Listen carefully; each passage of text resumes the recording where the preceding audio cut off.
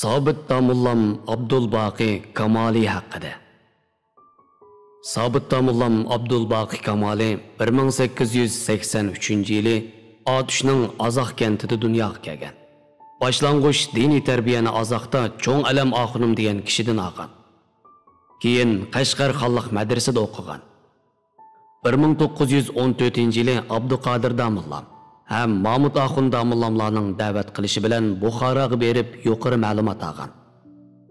1914-yili o'qishni tamomlab, damulla bo'lib yurtiga qaytish safarida Iliga kelib, Suydingda Ismoil Hoji degan kishining qizi Robiya bilan to'ylashib, o'lik bo'lgan. Bir necha yil o'tgandan keyin rasti voqeasi sababi bilan ayoli Robiya bilan ajrashib, o'g'li Abdullohni ayoliga qoldirib, Qashqarga qaytib kelgan. Hamda Qashqar xalq madrasa ustozi Abduqodir domullam ham maslakdoshi Shamsiddin domullam bilan billa mudarrislik qilish bilan birga mutaassiblikka, xurofotlikqa, qulchilikqa, nodonlikqa, jahongirlikka qarshi haqqoniy harakatlarni tashkillagan. 1924-yili Abduqodir domullam suiqasdga uchragandan keyin suiqasdchilarning nishoni Sobit domullamga markazlashgan. Buni sezgan Sobit domullam 1925-yili hajga berish bahonasi bilan Iliga yenib chiqqan ham Ilidagi ma'rifatparvar huquqmishliq kishilarning yordami bilan 1927-yili Shirin Kalom degan kitobini tunji qatim Ko'radi tosh matbada bostirgan. Bu kitobda nuqtali holda suyimlik payg'ambarimiz Muhammad sallallohu alayhi va sallamning tarjimali va axloq fazilatlari so'zlangan. Bu kitob keyin Hindistonda besilib tarqatilgan. Sobit domullam diniy ilmlarda ham turkcha, arabcha, farscha adabiyotning butkul turlarida ilm tahsil qilgan bo'lg'achqa, mazkur tillarda ba'zida nasri, ba'zida nazmi bilan so'zlash, yozish kamolatiga yetgan. O 1927-yildan boshlab Qo'ldi shahri Dang masjidida Qur'oni Karimni og'zoki tarjima qilib, bu ishni 3 yil davomlashtirgan. Yana bir tarafdan Islom qonuni, Alfiyaning sharisi, Aqoida Javhariya, Bayon as-Sunna degan kitoblarni yozgan. 1930-yili G'uljida Cho'chakdagi Murod apandidan ta'lim olish bahonasi bilan vaziyatni kuzatgili chiqqan Xotan Qaraqashliq Muhammad Amin Bug'ra bilan fikrlashgan. U shu yili kuzda Qashqar va Otishdan chiqqan Shamsiddin domullah, Yaqub Hoji qatorliq 100 ta kishi bilan birlikda 10 necha yoshlik o'g'li Abdullohni elib hajga mangan. 1931-yili bahorda u haj savobini ado qilib bo'lgandan keyin ilmiy ziyoratda bo'lish uchun ko'pchilik bilan xo'shlashgan va Saudiya Arabiston, Turkiya qatorliq joylarda tekshirish, o'rganish bilan bo'lgan va ilmiy suhbatlarni olib borgan.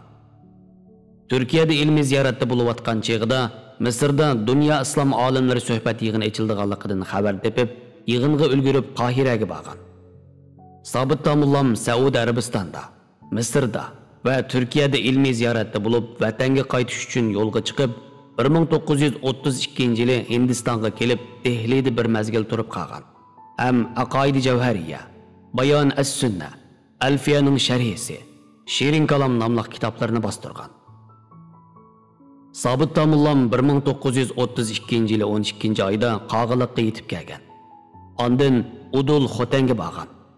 1932-yili 1-oyning ma'lum bir kuni Qarqash O'ybog' madrasasida Muhammad Emin Bug'ra 1931-yili 6-oyda qurgan Yoshurun tashkilotining a'zolaridan 130 kishi yig'in echib, Sobit domullam bilan Qarqashliq Mehmet Niyoz Alam Oxunimni a'zolikqa qabul qilgan.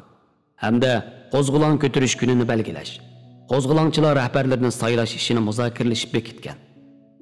Sobit domullam o'zining chet ellardan egallagan ahvollarini tunishtirib, mundaq xulosa chiqargan. 1. Bugungi dunyo sharoitida qo'shni va boshqa chet davlatlardan inqilobimizga yordam kutish mumkin emas. Men bu vaqt ko'plagan munosibatli kishilar bilan fikrlashdim. 2. Inqilobning qo'zg'alish nuqtasi Xotanda bo'lishi lozim. Shuning uchun men Udul Xotanga keldim. Sobit domullam Ramazon munosabati bilan Xotanning har qaysi joylarida Qur'on va hadislardan vaz etib, bo'libmi jihad to'g'risidagi ta'limotlarni keng tashviq qilib, qo'zg'olon uchun xalq ichida umumiy fikr oqimi barpo qilib, moddiy va ma'naviy kuchlarning to'planishiga kuch chiqardi. 1933 yil 2 ayının 24 kuni Qaraqashda qo'zg'olon portlab, 4 oygacha Xotan tavbasi qo'zg'olonchilarning qo'liga o'tdi. Shuning bilan 4 ayning 5 kuni Xotan islom hukumati qurildi. Sobit Tamullam qo'zg'olon jarayonida yakan qo'zg'olonchilari bilan Xotan qo'zg'olonchilari o'rtasidagi ziddiyatni muvaffaqiyatli yarashtirgan. Sobit Tamullam bilan Emir Abdullah yetakchiligidagi 2000 kishilik qo'shin Yingsarga yetib kelganda, Ömür-Sijang Qashqardan Yingsarga kelib, Sobit Tamullamlarning Qashqarga bormasligini o'tinadi. Lekin Sobit Tamullam bilan Emir Abdullah o'z fikrida ching turib, Qashqarga qarab yo'lga chiqib, 7-oyning 20-kuni Qashqarga yetib keladi. 10 minglagan shahar fuqarosi yo'lning ikki qasnaqida turib, ularni qizg'in qarshi oladi. Bu arada yuz bergan ba'zi qalaymaqonchiliklardan keyin 8-oyning 15-kuni Sobit Tamullam Qashqar shahrida Xotan hukumatining Qashqar ish boshqarish idorasini qurgan. 9-oyning 10-kuni bu idorani amaldan qoldirib, uning o'rniga Sharq Turkiston mustaqillik jamiyatini qurgan. 2 oylik puxta tayyorlik xizmatidan keyin 1933-yili 11-oyning 12-kuni Qashqarda Sharq Turkiston Islom Jumhuriyati qurilib, Ko'nchi mahallasining oldidagi maydonda bayroq chiqarildi. Bu bayroq oy yulduzliq ko'k bayroq edi.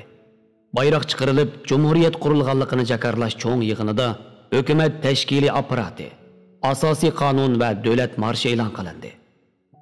11-oyning 15-kuni Sobit Tamullam Shvetsiya Katolik dini jamiyatining Qashqarda turishliq vakolatxonasining Qutlug' Hoji bosh muharrirligidagi bosmaxonasida Sharq Turkiston haftalik gazetini chiqardi.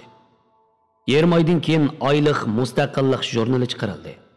Uningda Sharq Turkiston Islom Jumhuriyati rahbarlarining ismligi va muhim hujjatlar berildi.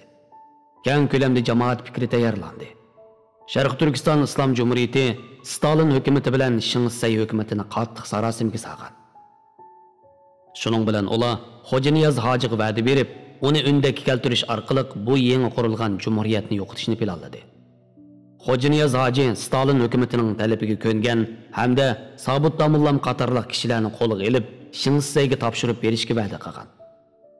1934-yili 4-oyda Xo'janiyaz hoji Yakanda Zerib Qara hoji, Shamsiddin Damulla, Abdullaxon Sultonbek qatorliq 4 kishini nazarband qilgan. 4-oyning 13-kuni diviziya qo'mondoni Mahmud qo'l ostidagi polik g'upurni qaqiliqqa avatib, Sobit Tamullamni qo'lga olgan. Xo'janiyaz hoji Sobit Tamullam bilan Zerib Qara hojini Aqsuga yolab olib kelib, Shinsayning Aqsudagi qismlariga topshirib bergan.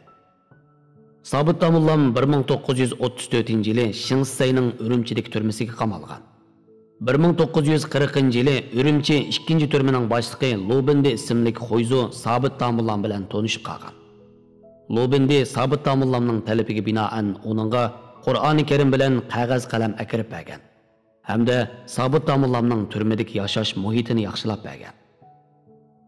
Shu kundan boshlab Sobit Tamullam Qur'oni Karimni Uyg'ur tiliga tarjima, tafsir qilishga kirishgan va 10 oyga yetmagan vaqtda tarjima tafsirini to'liq tamomlagan. Sobit Tamullam tarjima xizmatini tugatib ko'p o'tmay, ya'ni 1941-yili 58 yoshida Shinsayning turmasida u olamga safar qilgan. Mehribon Alloh marhumning yotgan yerini jannat qilg'ay. Ko'ringan tog' yiroq emas. Abduxoliq Uyg'ur. Manzil maqsad uzoq, tizmangmidi mingan uloq. Tosh qo'ramliqda menib, osqab yamoq bo'ldi yadab. Ozg'ini bir istirohatni qilay hosil desam, hech orom bermas, manga to'rt tarafdan it qavab. Gohi o'xsharman muhit atlasida bir kemiga. Tog' kabi do'lqin ichida xas kabi holim xarab. Bir cho'kib, bir chiqaman, tunjuqib, bir tinaman. Ko'rinar sahil qachon deb, ko'zlarim katdi qamab. Haqqi bog'ladim dilimni, ishq salonmay tilimni. So'qlanib so'qor yurak, ming pora qilsimu chanab. Jon o'lim xavfida qoldi. Ko'zlarimdan yondi o't. O'lmasam g'ozi agar, o'lsam shahidlardan hisob. Iqi oq, qarisi qara. Hargizmi oq bo'lmas qara. Ajrisun mistin toza oltin kuyib o't chidab. Көрgülükni көрgülük ya Abduxoliq o'lgülük. İkkining biriga turmoq har jonga bo'lsin.